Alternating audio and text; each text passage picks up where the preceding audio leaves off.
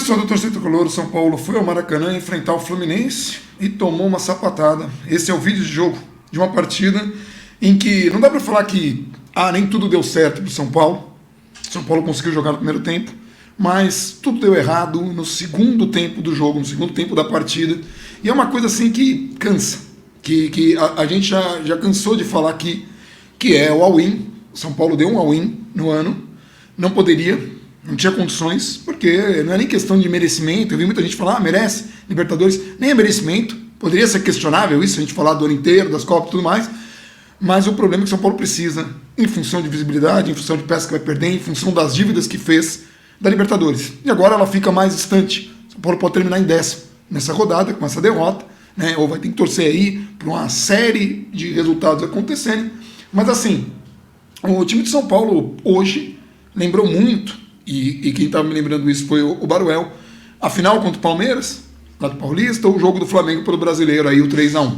Né? O time de São Paulo toma gols assim, muito rápidos, né? É uma distância muito curta, não assimila bem, tem uma perda de intensidade, tem o primeiro tempo até competitivo, né? E aí a gente tem coisas, né? Algumas coisas assim que são meio emblemáticas, né? O time do Diniz, um time que pratica um futebol com muita qualidade hoje. Até ontem o Diniz era um problema no São Paulo. Não era, mas aos olhos de muito era. Não era o problema o Diniz. O problema estava mais em cima, como a gente sempre falou. As administrações de São Paulo são muito ruins e não dão condições para um trabalho ser bem feito. O Diniz saiu daqui com um único reforço e conseguiu brigar por título de Campeonato Brasileiro e Copa do Brasil. Continua fazendo um bom trabalho. Não é sempre que ele vai fazer um bom trabalho, mas ele fez um bom trabalho, faz um bom trabalho no Fluminense, fez um bom trabalho no São Paulo. E no Fluminense está jogando muito bem. O estilo do Fluminense, para nosso azar, se encaixa muito bem no estilo do São Paulo, assim como o do São Paulo se encaixa muito bem no do Palmeiras.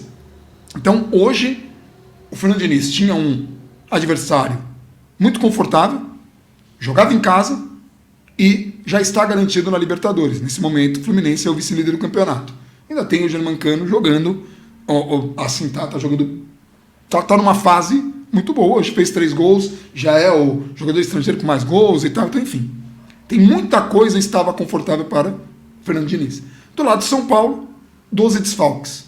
12 desfalques, um time com uma pressão absurda, em que tudo é questionado, tudo é não sei o quê, mas sempre a gente questiona as coisas que estão aqui, ali, nas 4 linhas. O elenco é muito ruim, o elenco é fraco, o elenco treme, o Rogério agora, o do Rogério não é nem questão de fraco e covarde, não é nem professor Pardal, ele é o estagiário. Então, é sempre assim. Sempre tem um apelido que daí pega, e aí a gente vai analisar o Rogério. Mas o Rogério não foi... Não erra? Não, ele erra bastante até. Ele erra. Um ou outro jogo ele vai errar. Assim como um zagueiro erra, assim como o jogador erra. Só que assim, se a gente tira o contexto, o que foi o jogo e quais eram as condições do jogo, fica muito difícil da gente só apontar e aí definir o ano todo. Por que eu estou falando isso? Porque, toda vez a solução é sempre a mesma. Vamos lá, joga tudo o elenco embora, aí contrata agora jogadores, sei lá, com perfil da vez aí, campeão, ou perfil brigador, ou perfil cascudo, o que tiver na moda, aí coloca pra gente cair nessa ilusão, joga dívidas pra frente, e pensando que essa é a administração de São Paulo, até nisso era importante pegar Libertadores, porque quando você contrata jogador assim, você vai procurar jogador que tá procurando vitrine, e vitrine é Libertadores. Ponto. Mas assim, a questão é, o time do Fluminense tem muita intensidade, consegue pressionar o adversário o tempo todo, consegue manter a mesma intensidade do primeiro para o segundo tempo, e no final do segundo tempo o time deles ainda pressiona. Sabe que time jogava assim? O São Paulo, do Fernando Diniz. Inclusive, em uma vitória contra o Flamengo, a gente até ressaltou, o São Paulo já estava ganhando e faz um gol lá, acho que os 38 do segundo tempo, pressionando a defesa do Flamengo. Já com a vantagem, pressionando a defesa. É uma característica. No estilo, ele consegue, de alguma forma, preservar o físico ali dos jogadores, e ele também tinha peças para trocar. No primeiro tempo, enquanto o São Paulo teve ali pernas, enquanto o São Paulo conseguiu, jogou de igual para igual. Primeiro tempo foi um jogo muito parelho. Segundo tempo, o Fluminense sobrou, mas o primeiro tempo foi muito parelho. Não que o Fluminense não tenha tido oportunidades, teve. No plural, inclusive. Em 2 delas, o Felipe Alves fez 2 grandes defesas. A última que encerra o primeiro tempo. Faz uma defesa num cabeceio no chão, uma defesa difícil. Infelizmente, depois ele falharia no gol de empate do Fluminense já logo no começo. Uma pancada e ele espalma mal, espalma para frente e o Cano faz o gol.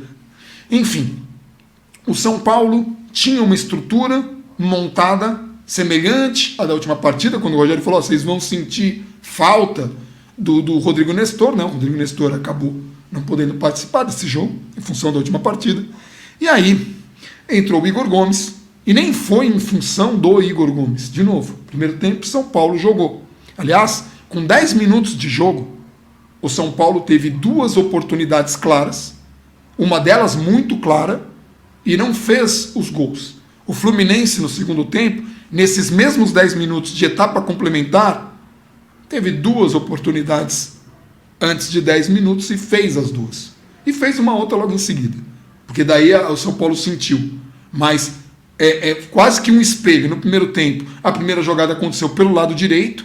Ela vem de um passe do Igor Gomes, cruzado, para o Luciano, é um cruzamento rasteiro, de calcanhar. O Luciano toca para o Caleri, bate meio que em cima do Fábio. O Fábio faz uma defesa e foi o primeiro lance do São Paulo no jogo. E logo em seguida, coisa de 2 minutos depois, a gente teve uma jogada semelhante, só que pelo lado esquerdo. São Paulo toma a bola no meio campo.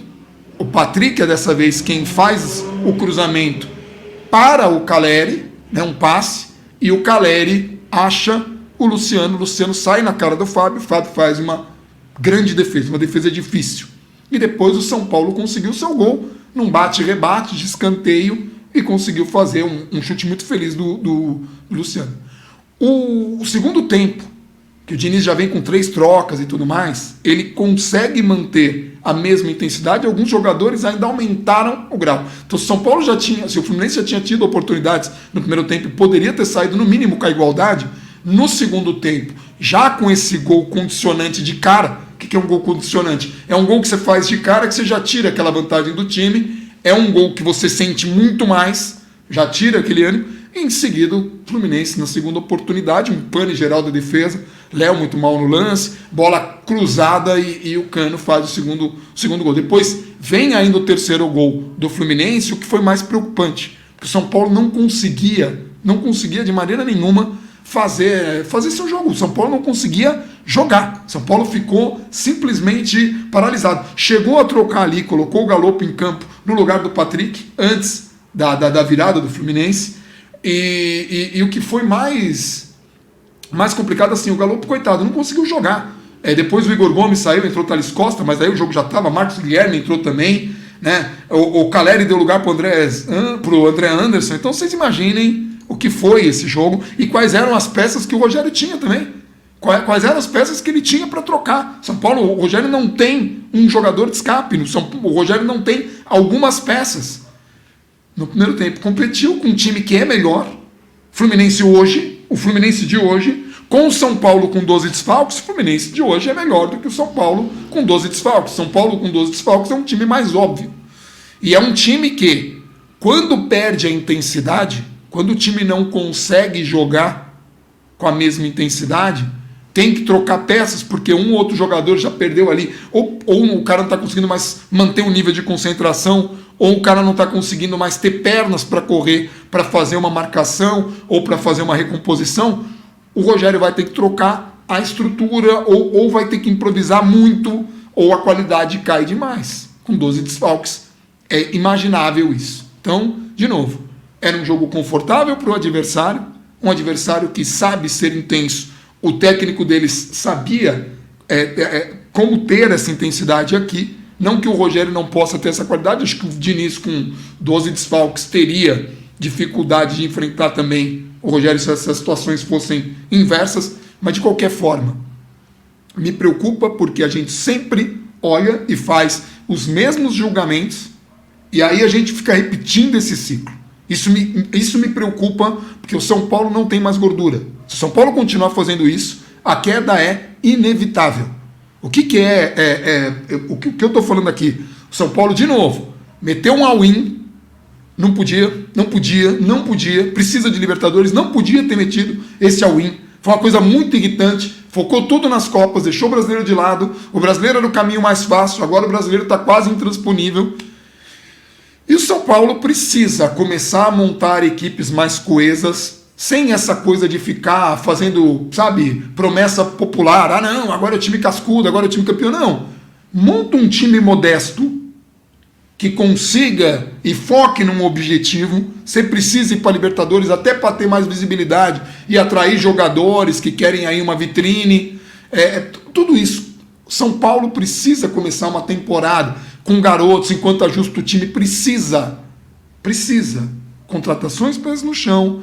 Precisa diminuir dívidas, não ficar devendo para jogador. Sabe? Precisa dar continuidade em trabalho, mesmo quando o trabalho parece o pior trabalho da face da terra, porque senão, de novo, a gente vai vendo profissionais brilharem em outros lugares, porque o São Paulo não dá condições. Não dá condições. A gente precisa, de verdade, de mudança. Então, assim, hoje, em campo, não dá para elogiar ninguém. Poderia falar do Felipe Alves no primeiro tempo, porque fez boas defesas, mas aí no segundo o gol já tira muito peso. Mas a defesa teve pane, o Léo teve uma bola que ele cruza para ninguém, e é um erro. Não vou crucificar o cara por um erro, mas eu vou registrar. O erro aconteceu, ele vai acontecer, o Rogério vai errar em escalação. Só que a gente, quando está irritado, pega um erro e maximiza e desgraça a vida. O Luciano perdeu um gol que não podia no primeiro tempo, que ele sai cara a cara com o goleiro e depois faz um golaço no segundo. O cara não é que ele é o pior jogador do mundo, mas perde o gol, o pior jogador do mundo. Nenhum jogador perde esse gol, perde. Só que o São Paulo está perdendo em excesso. São Paulo está perdendo quando não pode. E o São Paulo estava numa situação muito difícil. Se a gente não olhar e começar a trabalhar direito para as próximas temporadas, se a gente não mudar o modus operandi, todo ano, nesse momento do campeonato, nesse mesinho assim, quando está terminando a temporada, a gente sempre vai estar fazendo vídeo melancólico ou muito preocupados. Porque a gente flertou com a queda já algumas vezes nessa última década. E a única coisa que não muda é o modus operandi e os nomes que compõem diretoria. Eu não acho que seja coincidência. Mas enfim, de qualquer forma é isso. Vou ficando por aqui. Um abração para todo mundo e vamos São Paulo.